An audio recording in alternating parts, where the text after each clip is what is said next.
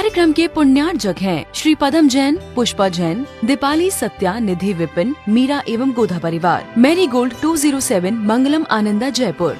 श्री सुमेर, विमला, प्रज्ञेश, अनमोल, छाबड़ा, अंजलि, अनुज, प्रेक्षा, पीयूष, अद्विक, कायरा, कासलीवाल, पांडिचेरी। श्री भंवर लाल जी, श्रीपाल जी, कुसुम, अमित, दीपशिखा, सुहानी, याशिका एवं समस्त चूड़ीवाल परिवार। सुजानगढ़ निवासी, गुवाहाटी प्रवासी श्री अनिल जैन, रीना जैन, माता जी संतोष जैन, पुत्री अतिशया जैन, दामाद मोहित जैन, बेटा रिधान जैन, अतिशया आर्ट, चांदीवाली, चांदपुर, जयपुर। श्री भारतवर्षीय दिगंबर जैन संरक्षणी एवं मुनि संघ सेवा समिति के अध्यक्ष श्री सुशील बाकलीवाल जी, अजमेर राजस्थान के 51वीं शादी की वर्षगांठ के उपलक्ष्य में श्रीमती लीला देवी, सुनील, टीना, अजय, काजल, दीपक, नीलू, नेहल, यशवी एवं समस्त परिवार, अजमेर।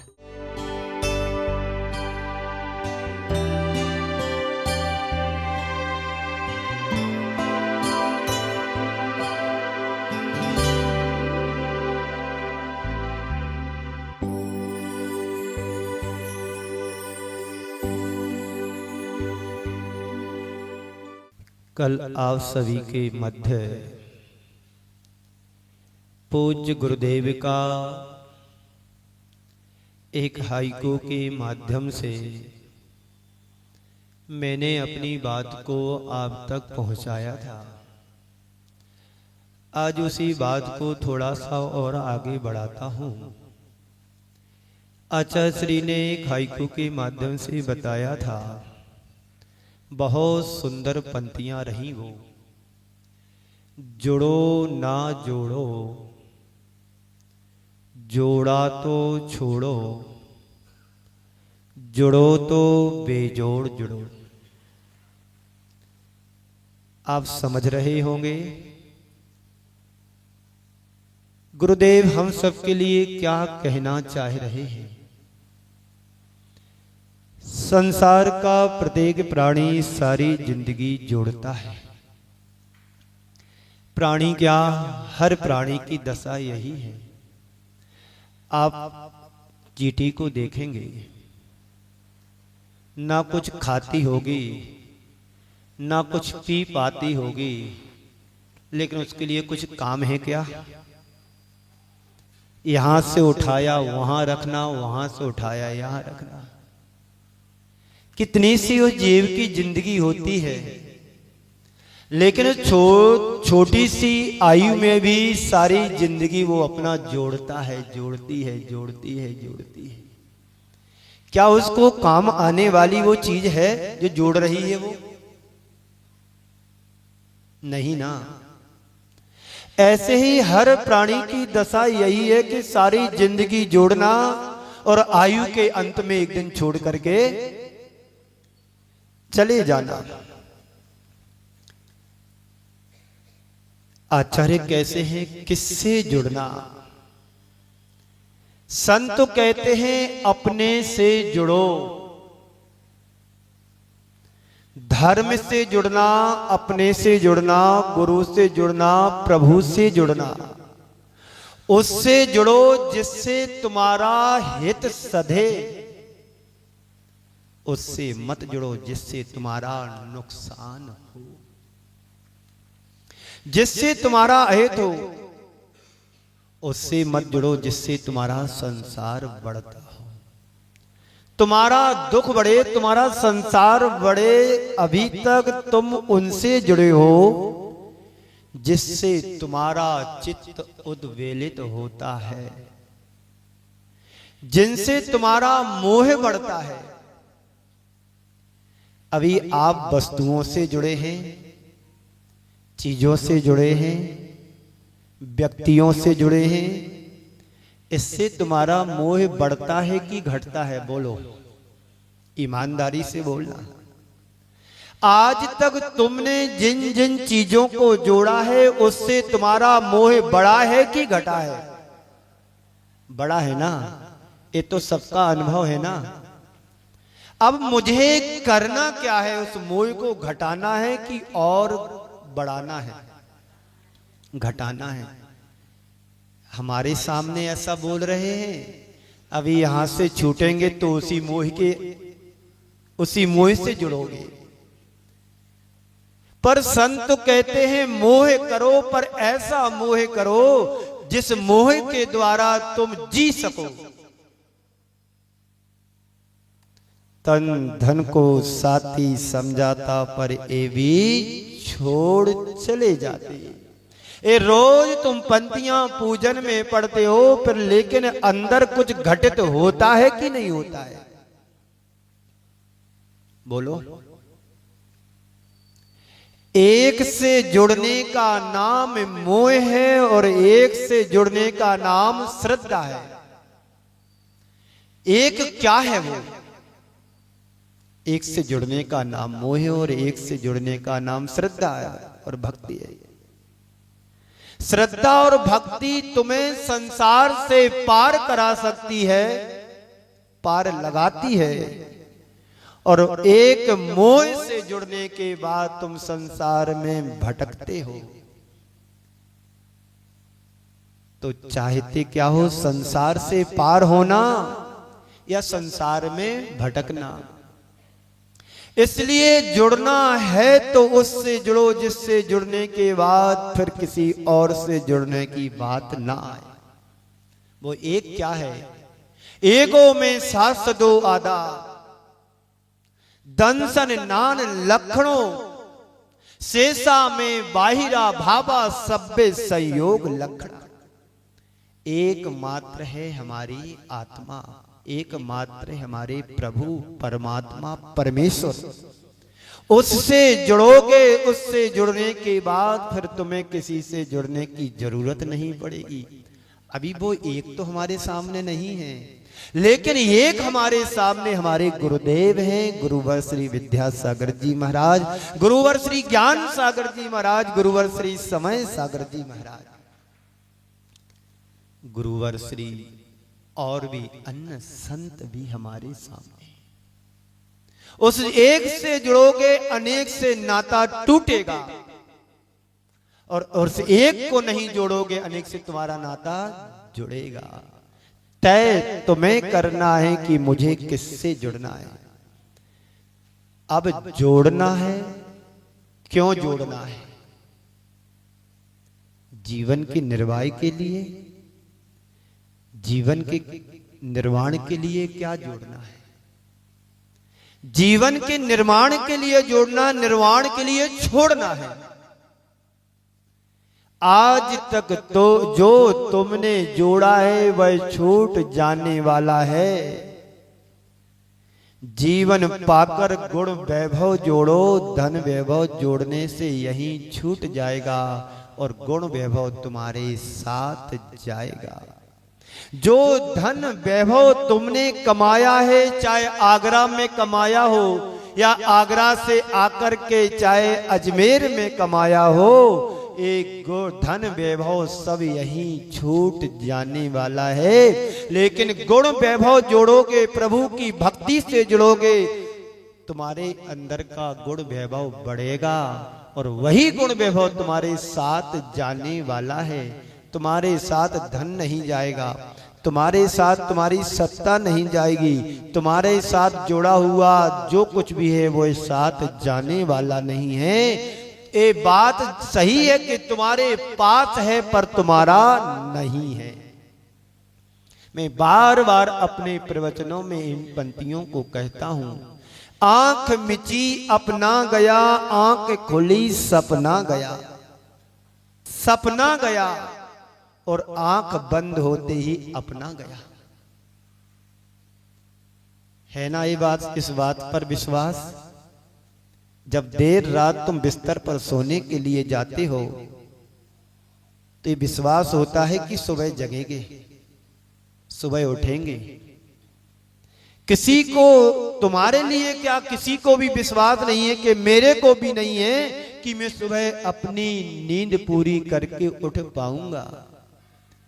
ये तो भगवान को धन्यवाद दो कि आज का दिन मुझे और जीवन जीने के लिए मिला है। प्रभु को धन्यवाद दो कि प्रभु आपकी परम कृपा से आज मुझे आज का दिन मिला है और आज का मैं दिन जी सकूं, ऐसा परम आशीर्वाद आपसे प्राप्त हुआ है भगवान की भक्ति करने से। अभी आप गुरुदेव की पूजन सुन रहे थे, पूजन आनंद से कर रहे थे, आनंद में डूब करके कर रहे थे। रविंद्र जैन के पास आंखें नहीं थी, लेकिन आंख वाला नहीं होने के बाद भी उसने वो रचना रच दी गुरुदेव के लिए पूजन के रूप में। उससे सुनकर के लगता है कि कितना ज्ञानी वो होगा। आपने यदि गौर से सुना होगा तो बहुत अच्छी पंक्ति उसने पुष्प के रूप में जब चढ़ाने के लिए कह रहा है, हम चरणों से दूर न हो तो पुष्पों की पर्याय मिले। यदि हम चरणों से दूर न हो तो पुष्पों की पर्याय मिले। पुष्प रूप गुरुदेव हमारे इन भावों को न्याय मिले। हे भगवान, यदि आप मुझे चरणों में रखना चाहते हो तो मुझे पुष्प ही बना दो। मैं पुष्प की पर्याय में भी आपके चरणों में रह सकता हूं। और लोग इंसान होने के बाद प्रभु चरणों से दूर भागते हैं। मंदिर आते भी हैं तो मुश्किल 5 मिनट नहीं लगाते हैं, और दर्शन करके ऐसे दूर भागते हैं मंदिर से जैसे मंदिर तुम्हें पकड़ रहा हो। जब आप दुकान पर जाते हैं, दुकान खोलते हैं तो दिन भर कम पड़ जाता है, दिन भी कम लगता है कि यदि दिन 24 घंटे का होता तो व्यक्ति दुकान बंद करता ही नहीं, शिफ्ट बदलता। अभी बेटा बैठा 4 घंटे के लिए, फिर दादाजी बैठेंगे 4 घंटे के लिए, फिर पापा जी बैठेंगे 4 घंटे के लिए, फिर माँ बैठेगी 4 घंटे के लिए, फिर पत्नी आ जाएगी 4 घंटे के लिए, फिर ऐसी शिफ्ट बदलते रहोगे। जो बड़ी बड़ी कंपनियां होती हैं, जो फैक्ट्री होती है, उसमें शिफ्ट चलती है, और शिफ्ट चलते चलते कब तुम निपट जाओ कोई पता नहीं होगा। ऐसा ही होता है, ऐसा ही है। आप किसे अच्छा मानते हो, गुण वैभव के लिए कि धन वैभव के लिए? अरे महाराज, अभी तो धन वैभव ही अच्छा है हमारे लिए, गुण वैभव तो बाद में देखेंगे। अभी तो जीवन जीने के लिए, जीवन निर्माण के लिए अभी तो धन ही अपेक्षित है। संत कहते हैं धन कमाओ, पर कितना कमाना है, कितना जोड़ना है, इसकी भी एक सीमा, लिमिट होना चाहिए। धन कमाओ खुद के लिए और औरों के लिए, अपने लिए भी कमाओ और औरों के लिए भी कमाओ, अपनी जरूरतों के लिए कमाओ, जरूरतमंदों के लिए कमाओ। है ऐसी आपकी सोच? अभी तो धन कमाने में इतने बेहोश हैं कि ये भी नहीं पता कि महाराज श्री आए हो, कब आए हो, कब जाने वाले हैं। बोलो, अभी यहां से आप लोग छूटेंगे तो कहां जाएंगे? घर जाएंगे। घर जाकर के अपनी सारी आवश्यकताओं की पूर्ति करोगे, फिर दुकान जाएंगे, कोई जॉब पर जाएगा, कोई दुकान पर जाएगा, कोई कहीं और जाएगा। यहां जाने से तुम्हारा कुछ भला होने वाला नहीं है, पर संत कहते हैं वहां जाओ जहां से लौटकर आने की तुम्हें जरूरत ना पड़े। जोड़ना है तो कितना जोड़ना है, मन से पूछो। तुम्हारे द्वारा जोड़ा हुआ आखिर किस काम में आएगा? प्रश्न करो अपने मन से। तुम्हारे पिताजी और पिताजी के पिताजी, पिताजी के पिताजी भी यही कह देते, बेटा जोड़ना है, पर ये नहीं कहा कि एक दिन छोड़ करके भी जाना हो, क्योंकि मौका ही नहीं मिला बोलने का। जिस दिन वो छोड़ करके जा रहे तो उस दिन तुम्हें मौका नहीं दिया उन्होंने कहने का कि बेटा मैंने भी जोड़ा कि आज मैं छोड़ करके जा रहा हूं, और आप भी जोड़ोगे बेटे, और एक दिन तुम्हें भी छोड़ करके जाना पड़ेगा। ये मौका कहने का नहीं मिलता है, मौका ये जरूर मिलता है कि बेटा जोड़ना है। आपके पिताजी भी कहते हैं बेटा अच्छा व्यापार करना, अच्छी नौकरी करना, अच्छा पैसा कमाना, अच्छा धन वैभव कमाना, पर किसी के पिताजी ने, माता पिता ने ये कहा कि बेटा धन वैभव के साथ थोड़ा सा गुण वैभव भी कमा लो। बाहर तुम्हें धन मिल सकता है, गुण तो तुम्हारे अंदर है, उसे खोजना नहीं खोदना है। धन खोजने से मिल सकता है, गुण खोदने से मिलेगा, इस बात पर विश्वास तुम्हें करना होगा। अभी साल 2 साल पहले आपने एक रूप देखा था। कोरोना जैसी यदि त्रासदी तुम्हारे जीवन में दोबारा आ जाएगी तो तुम क्या करोगे? हजार करोड़ वाले व्यक्ति भी कोरोना के सामने रो करके गए, घुटने टेक दिए, पैसा किसी के काम नहीं आया। 1 सेकंड की श्वास जाते ही सब कुछ छूट जाता है, छूट गया। कहीं फिर एक बीमारी रोने की आ गई कोरोना जैसी, तो क्या करोगे? धन काम में आएगा, वहां पर तुम्हारा पुण्य काम में आएगा। जो लोग निपट गए उनका जीवन चला गया, और आप जो बचे हो, ये तुम्हारा पुण्य तुम्हें खींच करके यहां तक लाया। पुण्य नहीं होता तो आप भी उसी लाइन में चले गए होते, और 1 2 3 राम राम सत्य हो गया। तो जोड़ो उसके लिए जो तुम्हारे साथ जाए, उसे मत जोड़ो जो यही छूट जाए। तो गुरुदेव कह रहे हैं, जोड़ो ना जोड़ो, जोड़ा तो छोड़ो। पर महाराज वही नहीं होता है, छूटना ही नहीं होता है, छोड़ना नहीं होता है। अभी तो संस्कार जन्म जन्मांतरों के जोड़ने के पड़े हैं, छोड़ने के नहीं हैं। जब आप जैसे संतों का प्रवास मिलेगा तो जरूर हमारे अंदर की भावना जगेगी कि छोड़ना भी पड़ता है। आप नहीं छोड़ोगे, आपसे छुड़ा लिया जाएगा। एक सज्जन मेरे संपर्क में थे, बहुत 10 साल पुरानी घटना है, आप लोगों ने नाम भी सुना होगा।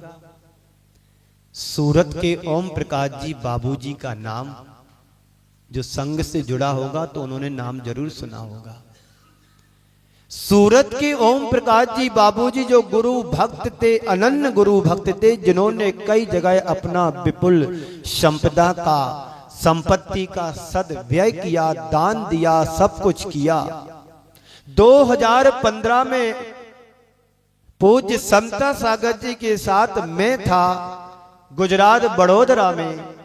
वहां वो निवेदन करने आए कि महाराज श्री आपका चातुर्मास सूरत नगर में हो, और हमारी समाज कमेटी हम आपके सामने निवेदन करने आए। मैं साथ में था, महाराज श्री के बैठा था।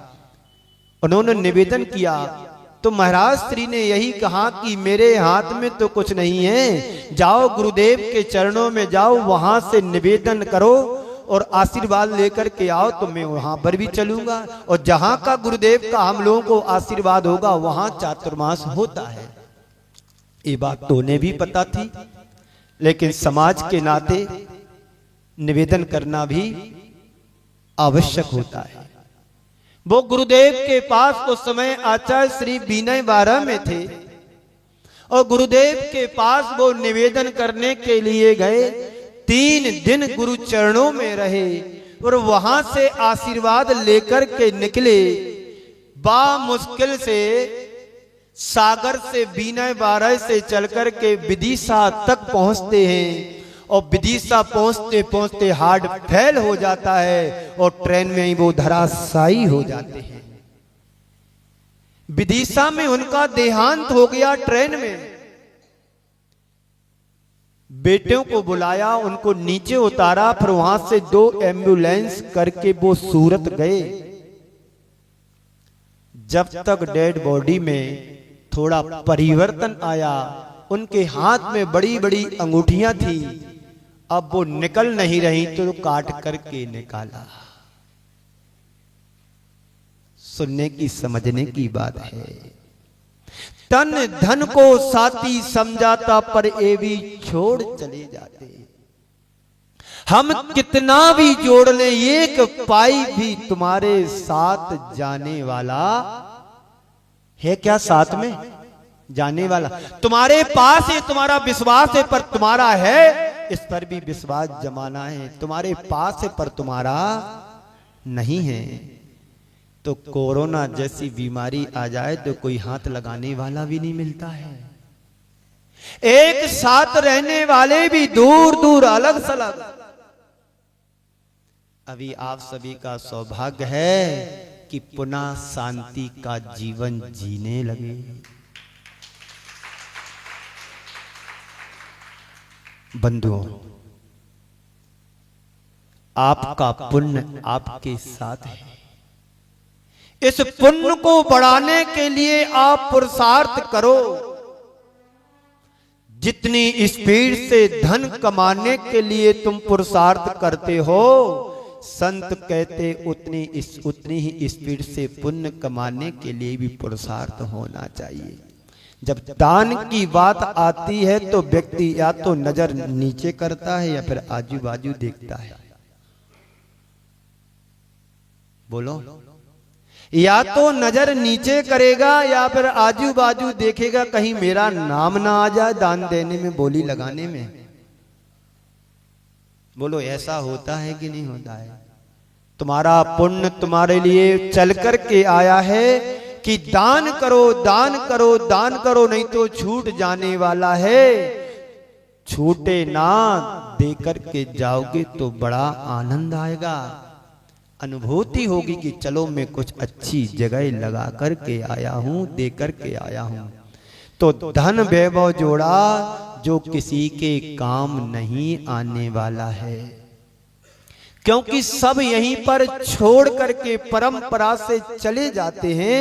यहीं पर तुमने जो मकान बनाया, महल बनाया, किला बनाया, आज वही महल वही मकान खंडर में बदल रहा है। और जिन्होंने मंदिर बनाया, आज वो मंदिर क्षेत्र के रूप में बदल गया। जोड़ो तो ऐसा जोड़ो कि जो तुम्हें हजारों वर्ष तक तुम्हें तुम्हारी सदियां याद करे। मकान कब तक चलता है? 100 साल, 150 साल, अधिकतम 200 साल। बदलेगा, खंडर में गिरेगा, मिट्टी में हो जाएगा। और आज मंदिर क्षेत्र का रूप ले रहे हैं। एक उदाहरण सुनाते हैं जबलपुर का।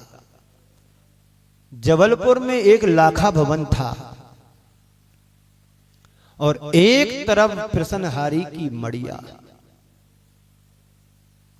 लाखा भवन वहां के किसी राजा महाराजा ने बनाया होगा और एक छोटी सी मड़िया, एक गेहूं पीस पीस करके, आटा बेच बेच करके छोटी सी मड़िया बनाई थी। वह पिसनहारी की मड़िया आज एक तीर्थ का रूप ले चुकी है और लाखा महल खंडर में बदल गया है। वैभव दोनों जगह था। एक ने अपने द्रव्य को परमार्थ के क्षेत्र में लगा दिया, वो तीर्थ क्षेत्र बन गया। एक ने अपने वैभव का उपयोग महल बनाने में लगाया, वो महल खंडर में बदल गया। बात समझ में आ रही है? यहां भी अभी रास्ते से मैं आ रहा था, पुल के ऊपर से बोले महाराज जी अकबर का जे किला है। पता नहीं अकबर कहां है, लेकिन आज उसका किला खंडर में जरूर बदल गया है। आपके पूर्वजों का घर भी खंडर में बदला था, आपने उसको बदल करके रिनोवेशन करा करके नया बना लिया। ये प्रकृति का नियम है। प्रकृति से जुड़ करके चलेंगे तो हमारा कल्याण होगा, और प्रकृति की उपेक्षा करोगे तो हमारा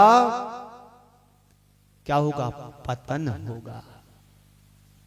तो धन वैभव जो तुमने जोड़ा, जो किसी काम नहीं आया, अगर पुण्य वैभव जोड़ा होता, गुण वैभव जोड़ा होता, तो शायद हम कुछ अच्छा पा सकते हैं।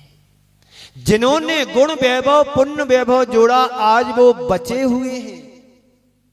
और जिनका पाप उदय में तीव्रता को लेकर के आया वो निपट गए कोरोना जैसी बीमारी में, रोगों में चले जाते हैं।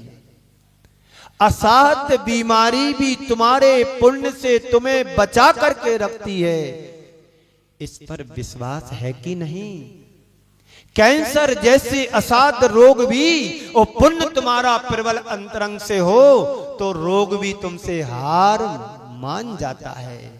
और पुण्य कमजोर हो ना हो तो जरा सा निमित्त बनता है, घर में फिसल जाते वहीं पर ढेर हो जाते हैं। बड़े बड़े एक्सीडेंट होने के बावजूद भी आदमियों को खरोंच नहीं आती है, बच जाते हैं। और जरा सा धक्का लगता है और वहीं पर 1 2 3 हो जाते हैं। इसलिए जोड़ो किसको? जो तुम्हारे साथ जाने वाला है, अपने साथ जोड़ा हुआ पुण्य वैभव है, वह मेरी असली संपत्ति है। बाहर की संपत्ति सत्ता तो छूट जाने वाली है, वो तुम्हारे साथ नहीं जाती है। आप लोग 12 भावनाओं में रोज पढ़ते होंगे और पढ़ते भी हैं, याद भी ये पंक्तियां होंगी। अपने अपने सुख को रोवे पिता पुत्र दारा और मरघट तक परिवारा। कहां तक जाता है परिवार? कमला चलत ना पैर जाए मरघट तक परिवारा, और अपने अपने सुख को रोवे पिता पुत्र दारा। बेटा कहता है पिताजी मेरे हैं, मेरे लिए सहायक हैं, और पिताजी कहते बेटा मेरा वृद्ध अवस्था का साथी बनेगा, लाठी बनेगा। और पत्नी कहती है मेरे पति हैं, ये मेरे परिजन हैं, मेरे परिवार है। सब स्वार्थ के लिए कह रहे हैं, निस्वार्थ से कोई किसी की सेवा नहीं कर सकता है। घर में यदि दादी माँ है तो दादी माँ के हाथ में 2-2 चूड़ियां सोने की हैं, 2-2 तोला की, तो बहू अच्छे से सेवा करेगी, समय पर दूध देगी, चाय देगी, रोटी ला करके देगी, और थोड़ा सा मालिश भी कर दे, क्योंकि उसके हाथ में पीली पीली चूड़ियां दिख रही हैं। इस स्वार्थ है, स्वार्थ की दुनिया है।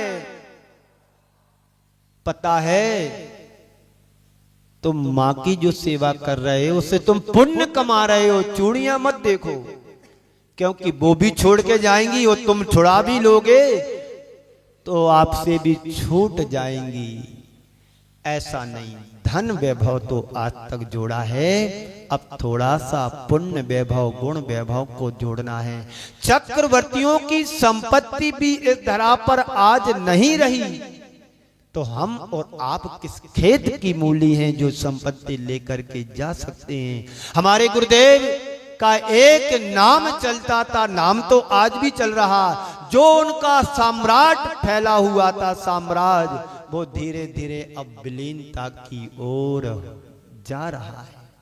जो एक चमक थी गुरुदेव की, कहते चक्रवर्ती का पुण्य चक्रवर्ती ही भोगता है और साथ जाता भी है। वही दृश्य आज हमें सबको दिखाई दे रहा है। जब से गुरुदेव गए वो रौनक, वो चमक सारी विलीन हो गई। क्यों? वो एक महान पुण्यशाली आत्मा थी, तीर्थंकरों जैसी आत्मा का पुण्य लेकर के आई थी, और उनका पुण्य उनके साथ गया। तो भाई साहब महानुभाव, ऐसा पुण्य हमें भी अपने अंदर जगाना है, हमें अपने पुण्य को बढ़ाना है। कैसे पुण्य तुम्हारा बढ़ेगा? तो रोज दान और पूजा, दान और पूजा, दान और पूजा। अरे कल तो दान दिया था, तो कल भी तो भोजन किया था, कल भी तो कमाया था। ये नहीं कहते कि कल कमाया था आप 3 दिन कमाने के लिए नहीं जाएंगे। जैसे रोज कमाते हो ऐसे रोज दान भी करना है। आप शास्त्रों में पढ़ते हैं, हम सब जोड़ने में तो लगे हैं और एक दिन छोड़ करके जाना भी है, लेकिन आचार्य कहते हैं अपने अंदर की उस आत्म बुद्धि को जगाओ जिसके माध्यम से तुम उस आत्मा की पहचान कर सको।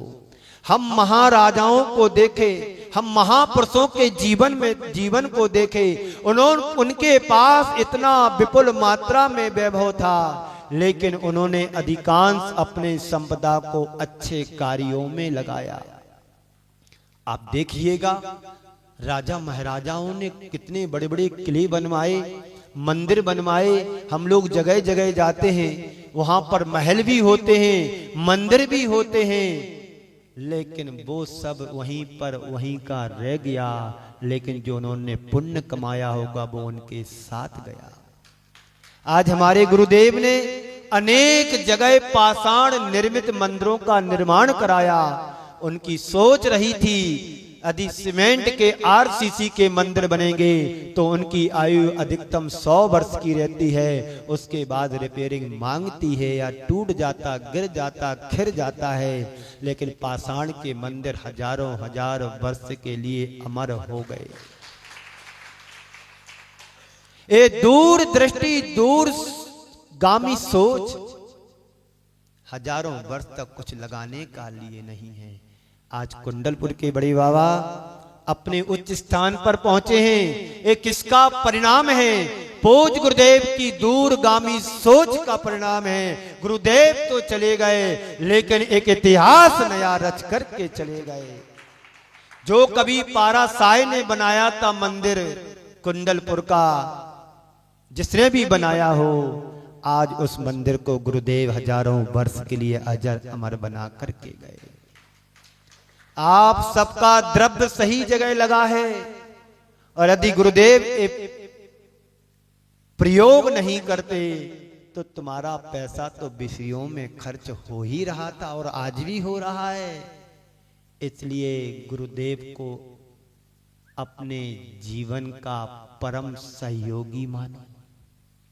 गुरुदेव जिस नगर में आए हैं, जहां पर चातुर्मास किया, जहां पर साधना की, आराधना की, उपासना की, और आप सभी ने उनका उपदेश भी यहीं पर सुना होगा, इसी मंदिर में, इसी जगह पर जहां पर मैं बैठा हूं। उसी समय का मंदिर है ना ये? क्यों? केसरगंज वालों, आज मुझे यहां पर आने का अवसर मिला, मुझे भी यहां पर बैठने का अवसर मिला। आप सब भाग्यशाली तो हो, मैं भी भाग्यशाली हूं कि जिस धरा पर गुरुदेव ने दीक्षा ली, जिस धरा पर गुरुदेव ने प्रवचन दिए, जिस धरा पर गुरुदेव ने साधना की, और जिस नगर में गुरुदेव ने श्रावकों से आहार चर्या कराने का सौभाग्य दिया। बंधुओं, यही तुम्हारे साथ जाने वाला है, बाकी सब यहीं छूट जाने वाला है। समय आपका हो रहा है, तो जो मूल्यवान है उसका मूल्यांकन करो। जो छूट जाने वाला है, कंकड़ पत्थर यही छूट जाने वाला है, उसका भी मूल्यांकन करो कि तुम्हारे साथ क्या जाने वाला है। कंकड़ पत्थर जाने वाले हैं कि आत्मा का परम तत्व की पहचान करके वो जाने वाला है।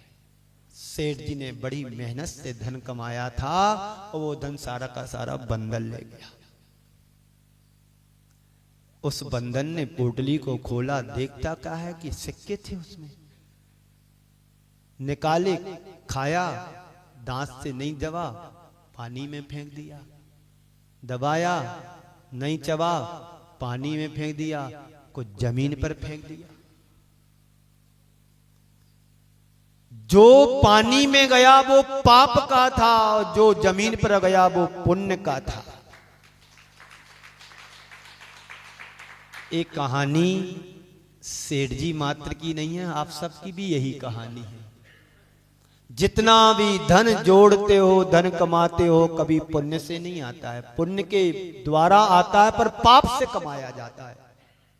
जब भाग्य में होगा, पुण्य में होगा तो व्यापार अच्छा चलेगा, पर जो स्रोत आय का है वो पाप से ही होता है। क्योंकि उसमें सट काय की जीवों की प्रार्थना होती है, आरंभ सारंभ होता है, झूठ बोलना पड़ता है, इसके द्वारा द्रव्य कमाया जाता है। उस पाप को साफ करने के लिए अच्छे कार्यों में लगाना पड़ता है। समय आपका हो गया है। मैं अंत में यही कहना चाहता हूं, एक उदाहरण सुना करके।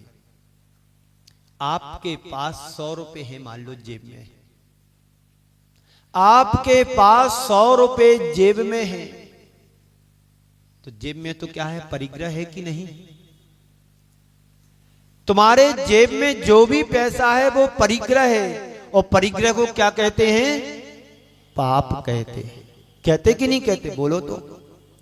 जब तुम्हारे जेब में पैसा है वो परिग्रह यानी पाप है, और उसी पैसे को तुम मंदिर की गुल्लक में डाल देते हो तो क्या हो जाता है? दान।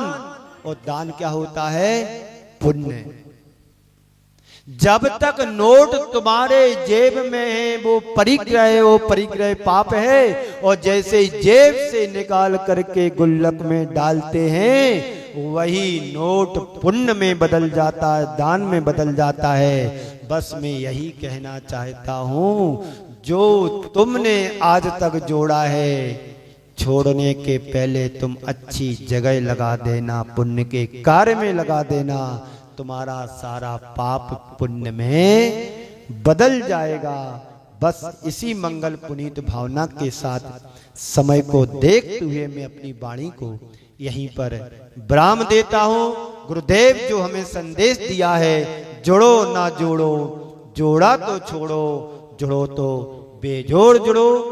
आपके बीच में कल मैं शाम को आया था, और आज दोपहर में 1 बजे मेरा निकलना है यहाँ से, और 1-2 मंदिर हमको रास्ते में मिलेंगे। उन मंदिरों का दर्शन करते हुए हो सकता महाराज श्री भी मिलेंगे, तो उनके भी एक दूसरे से मिलन होगा, एक दूसरे के दर्शन होंगे।